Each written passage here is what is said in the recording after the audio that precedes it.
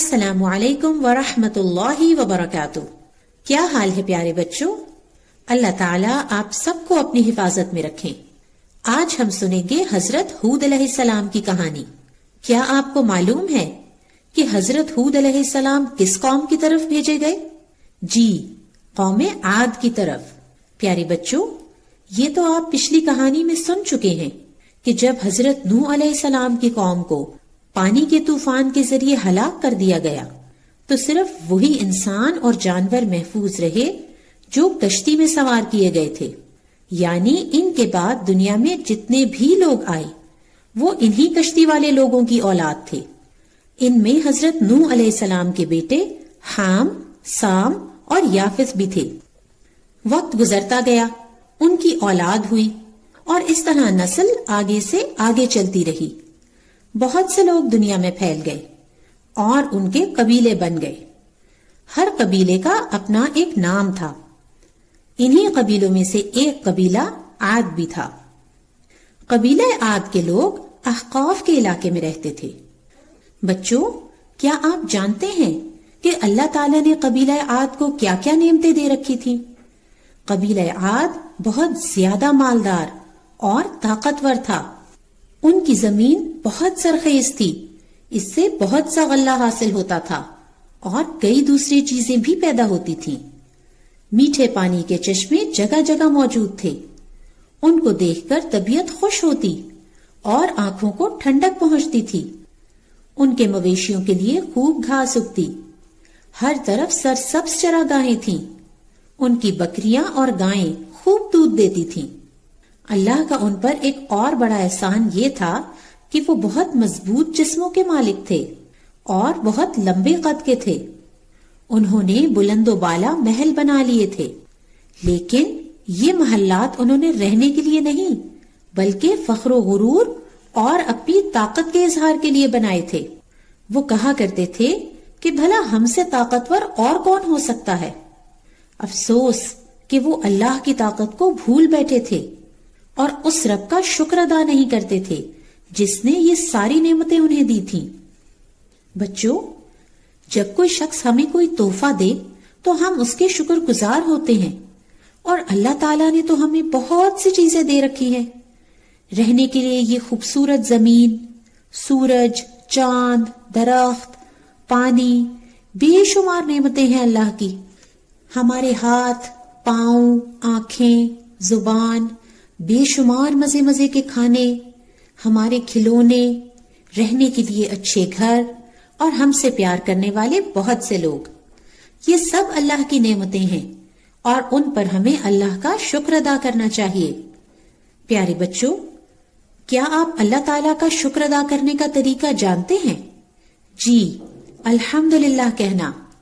جب بھی کوئی اچھی چیز ملے یا خیال آئے کہ اللہ تعالیٰ نے ہمیں کتنی ڈھیر ساری اچھی اچھی چیزیں دے رکھی ہیں تو فوراً الحمدللہ کہنا اور اللہ تعالیٰ کی پسند کے کام کرنا، وہ سارے کام جو اللہ تعالیٰ نے اپنی پیاری کتاب قرآن مجید میں ہمیں سکھائے ہیں۔ تو بچوں، قوم عاد اللہ کا شکر ادا نہیں کرتی تھی، اور ان میں جو سب سے بری بات تھی وہ تھی شرک، یعنی وہ ایک اللہ کی عبادت نہیں کرتے تھے۔ انہوں نے بتوں کو اپنا معبود بنا لیا تھا۔ وہ مٹی اور پتھر کے بت خود اپنے ہاتھوں سے بناتے اور پھر انہی سے مدد مانگتے تھے، انہی سے بارش مانگتے اور اپنی مصیبتوں کو دور کرنے کے لیے انہی بتوں کا واسطہ دے کر دعائیں مانگا کرتے تھے۔ ان میں اپنی طاقت کا اتنا غرور تھا کہ زمین میں فساد کرنے لگے تھے، دوسرے قبیلوں پر ظلم ڈھاتے اور ان پر حملے کرتے۔ ان کے دلوں میں اللہ کا خوف بالکل نہ رہا تھا۔ وہ کمزوروں کو غلام بناتے اور جو ان میں کمزور ہوتا وہ طاقتور کے ظلم کا نشانہ بنتا۔ جب ان میں ظلم کی انتہا ہو گئی تو اللہ تعالیٰ نے انہی میں سے اپنا نبی بھیجا۔ ان کا نام تھا حضرت ہود علیہ السلام۔ انہوں نے اپنی قوم کو اللہ کی طرف بلایا اور ان کو بتایا کہ یہ بت تمہیں کوئی فائدہ یا نقصان نہیں دے سکتے، اس لیے صرف ایک اللہ کی عبادت کرو۔ حضرت ہود علیہ السلام کی باتیں سن کر وہ بڑے حیران ہوئے اور انہوں نے کہا کہ ہم ایک اکیلے معبود کی عبادت کس طرح کر سکتے ہیں؟ ان بتوں کے واسطے کے بغیر اللہ تعالیٰ ہماری دعائیں کیسے سنیں گے؟ وہ کہتے کہ یہ تو بڑی عجیب باتیں ہیں، جن کی عبادت ہمارے باپ دادا کرتے رہے، ہم ان کی عبادت کرنا کس طرح چھوڑ دیں؟ پیارے بچوں، یہ تو آپ کو معلوم ہی ہے نا کہ اللہ تعالیٰ ہم سے بہت قریب ہے، اور ہم جو بھی دعائیں مانگیں وہ انہیں سنتے ہیں۔ اللہ تعالیٰ سے دعائیں مانگنے کے لیے ہمیں کسی بت کی ضرورت نہیں ہے۔ اللہ تعالیٰ تو ہر وقت ہماری دعا کو سنتے ہیں، وہ تو ہمارے دل میں آنے والے خیال کو بھی جانتے ہیں۔ حضرت ہود علیہ السلام نے اپنی قوم کو بہت سمجھایا اور انہیں خبردار کیا کہ اگر انہوں نے اللہ کے علاوہ دوسرے شریکوں سے مدد مانگنا اور ان کی عبادت کرنا نہ چھوڑا تو ایک خوفناک عذاب ان کو آن لے گا۔ لیکن ان کی قوم کے لوگ نہ مانے اور کہنے لگے کہ اگر تم سچے ہو تو جس چیز سے ہمیں ڈراتے ہو اسے ہم پر لے آؤ۔ حضرت ہود علیہ السلام کی قوم انہیں بہت بری باتیں کہتی، لیکن وہ انہیں بتاتے کہ میں اللہ رب العالمین کی طرف سے بھیجا ہوا رسول ہوں اور تمہارا خیر خواہ ہوں، یعنی میں تمہیں وہی بات بتا رہا ہوں جس میں تمہارا فائدہ ہے۔ حضرت ہود علیہ السلام کی تبلیغ سے صرف چند آدمی ایمان لائے۔ اب کافر ان کا مذاق اڑاتے اور انہیں تنگ کرتے۔ وہ کہتے کہ یہ نبی تو ہمارے ہی جیسے انسان ہیں، کھانا کھاتے ہیں اور پانی بھی پیتے ہیں، بھلا ہم ان کی بات کیوں مانیں؟ اور ان کی گمراہی کی انتہا تو یہ تھی کہ وہ حضرت ہود علیہ السلام سے کہتے کہ اگر تم سچے ہو تو جس عذاب کی دھمکی دیتے ہو اس کو ہم پر لے آؤ۔ یہ بہت خطرناک بات تھی، کیونکہ جب کوئی قوم خود عذاب مانگے تو پھر اللہ کا عذاب آ کر رہتا ہے۔ قوم عاد پر عذاب کی ابتدا اس طرح سے ہوئی کہ ان کے علاقے میں شدید خشک سالی ہو گئی، مدتوں بارش نہ ہوئی، زمین کا پانی ختم ہونے لگا، کھیت خشک ہو گئے۔ قوم عاد نے اپنے بتوں کو پکارا اور ان کو وسیلہ بنا کر دعائیں مانگی، لیکن بھلا بت بارش کیسے برسا سکتے تھے؟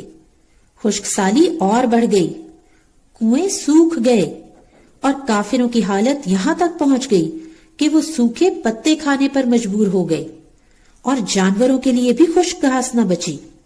وہ لوگ بھوک پیاس سے مرنے لگے۔ جن کھیتوں پر وہ فخر کرتے تھے وہ چٹیل میدان بن چکے تھے۔ اس طرح قوم عاد کا غرور ٹوٹ گیا۔ ایک دن وہ شدید بھوک اور پیاس کی حالت میں تھے کہ اچانک آسمان پر ایک سیاہ بادل ظاہر ہوا۔ وہ اس کو دیکھ کر خوشیاں منانے لگے۔ ان کا خیال تھا کہ اب بارش ہوگی، لیکن وہ بادل عذاب کا بادل تھا جسے انہوں نے خود ہی مانگا تھا۔ پھر تیز ہوا چلی، بہت تیز، اور وہ آندھی اور طوفان بن گئی۔ اس میں ذرات بھی تھے۔ اس کی آواز بجلی کی کڑک جیسی تھی۔ یہ ہوا اس قدر شدت کے ساتھ چلی کہ ان کے گھر گر گئے، بلند و بالا محلات زمین پر آ گئے، ان کے حیوانات ہوا میں اڑ گئے۔ ہوا نے پہلے انہیں اوپر اٹھایا، بلندی پر لے گئی، اور پھر زمین پر دے پٹخا۔ ان کی ہڈیاں ریزہ ریزہ ہو گئیں، گوشت بکھر گیا، اور وہ مردار ہو کر زمین پر گرے۔ اللہ سبحانہ و تعالیٰ نے قرآن پاک میں فرمایا کہ یہ لوگ زمین پر اس طرح گر گئے جیسے کھجور کے کھوکھلے تنے ہوں۔ جب ہوا نے انہیں پٹخا تو ان کے سر بھی الگ ہو گئے۔ وہ بہت ہولناک اور عبرتناک منظر تھا۔ انہوں نے سوچا کہ وہ پہاڑوں اور غاروں میں پناہ لیں گے، لیکن ہوا نے وہاں بھی ان کا پیچھا نہ چھوڑا۔ وہ انہیں غاروں سے بھی نکال لائی۔ مسلسل 7 راتیں اور 8 دن تک وہ آندھی چلتی رہی۔ پوری قوم عاد تباہ ہو گئی۔ اللہ تعالیٰ نے فرمایا بعدا لعاد، دور پھینک دیے گئے عاد۔ صرف انہی لوگوں کو اللہ نے بچایا جو اللہ پر ایمان لانے والے اور اس کے حکم پر عمل کرنے والے لوگ تھے۔ اللہ تعالیٰ نے اس عذاب سے پہلے ہی حضرت ہود علیہ السلام کو وحی کر دی تھی، اور وہ ایمان والے لوگوں کو لے کر وہاں سے ہجرت کر گئے تھے۔ اس طرح تمام کافر مارے گئے اور مسلمان محفوظ رہے۔ ہمارے پیارے نبی حضرت محمد صلی اللہ علیہ وسلم جب بھی آسمان پر بادل دیکھتے تو آپ صلی اللہ علیہ وسلم پریشان ہو جاتے، پھر جب بارش برستی تو ان کی پریشانی دور ہو جاتی۔ پیارے بچوں، آپ نے دیکھا کہ اللہ کی بات نہ ماننے والوں کا کیا انجام ہوتا ہے۔ انشاءاللہ ہم نے اللہ کی ہر بات ماننی ہے، کیونکہ اللہ تعالیٰ اپنے پیارے بندوں کو ہر مشکل سے بچا لیتے ہیں۔ امید ہے کہ آپ نے اس کہانی سے بہت سے سبق حاصل کیے ہوں گے۔ انشاءاللہ جلد ملیں گے ایک اور کہانی کے ساتھ۔ السلام علیکم ورحمۃ اللہ وبرکاتہ۔